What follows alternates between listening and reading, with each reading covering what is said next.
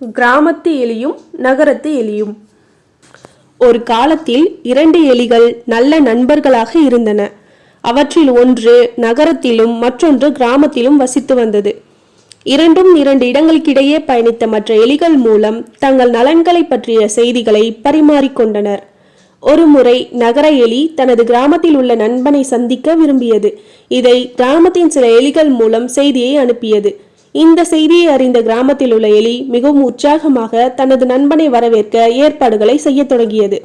புதிய வேஷ்டி, குர்தா, தொப்பி போன்றவற்றை அணிந்து கொண்டு கையில் மாலையுடன் தனது நண்பனை வரவேற்க ஊர் எல்லைக்கு சென்றது. அங்கு தனது நகர நண்பன் கோட், ஷூட், பூட்ஸ், கழுத்துல டை போன்றவற்றை அணிந்திருந்தான். அவர்கள் ஒருவரை ஒருவர் கட்டிப்பிடித்துக் கொண்டு வாழ்த்துக்களை பரிமாறிக்கொண்டனர். கிராமத்து எலி தனது நண்பனுக்கு பிடித்த பழங்களையும் வேக வைத்த கோதுமை தானியங்களையும் பரிமாறியது. சாப்பிட்ட பிறகு அவர்கள் கிராமத்திற்கு வெளியே ஒரு நடைப்பயணத்திற்கு சென்றனர். வயல்கள் பசுமையாக தெரிந்தன. காட்டின் இயற்கை அழகு அதன் சொந்த ஈர்ப்பை கொண்டிருந்தது. கிராமத்து எலி நகரத்து எலியிடம் இவ்வளவு அழகான காட்சிகள் நகரத்தில் உள்ளதா என்று கேட்டது.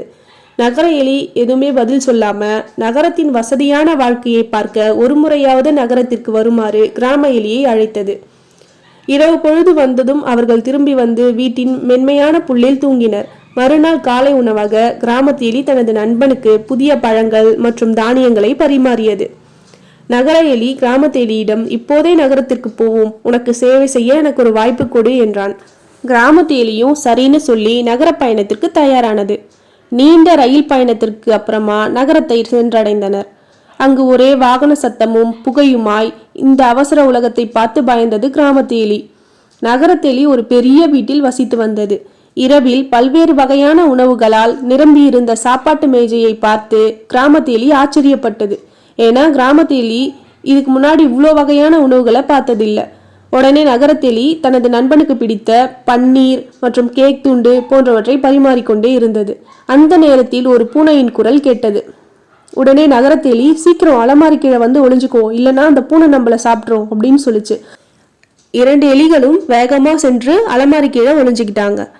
சிறிது நேரம் கழித்து பூனை அங்கு இருந்து சென்றவுடன் நகர எலி மெதுவாக வெளியில் வந்து மறுபடியும் சாப்பிட தொடங்கியது.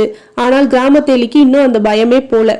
உடனே நகர எலி, பயப்படாத நண்பா, இதுவும் நகர வாழ்க்கையோட ஒரு பகுதி தான் அப்படின்னு சொல்லிச்சு. சரின்னு சொல்லி மறுபடியும் கிராமத்து எலி தனக்குள்ள ஒரு தைரியத்தை வர வச்சுக்கிட்டு மறுபடியும் போய் சாப்பிட அமர்ந்தது. அந்த நேரத்தில் ஒரு சிறுவன் நாயுடன் அங்கு வந்தான். கிராமத்து எலி நாயை பார்த்து பயந்து தன் நண்பனிடம் யார் இது என்று கேட்டான். நகரத்தெலி, அவன் பேரு ஜிம்மி, இந்த வீட்டோட செல்ல பிராணி, சீக்கிரம் போய் அங்க ஒளிஞ்சிக்கோ அப்படின்னு சொல்லிச்சு. ஜிம்மி இங்கேருந்து போனதுக்கு அப்புறமா 2 எலிகளும் மெதுவாக வெளியே வந்தாங்க.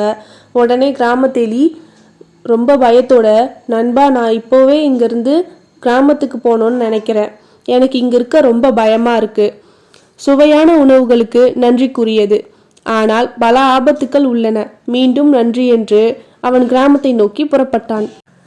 தனது கிராமத்தை வந்தடைந்ததும் நிம்மதி பெருமூச்சு விட்டு, ஓ, வாழ்க்கை விலைமதிப்பற்றது, எல்லாவற்றிற்கும் மேலானது ஞானம் என்று கூறி தனக்குள்ளே சிரித்து கொண்டது. ஓகே குட்டீஸ், உங்களுக்கு இந்த கதை பிடிச்சிருந்தா மறக்காம சப்ஸ்கிரைப் பண்ணிக்கோங்க.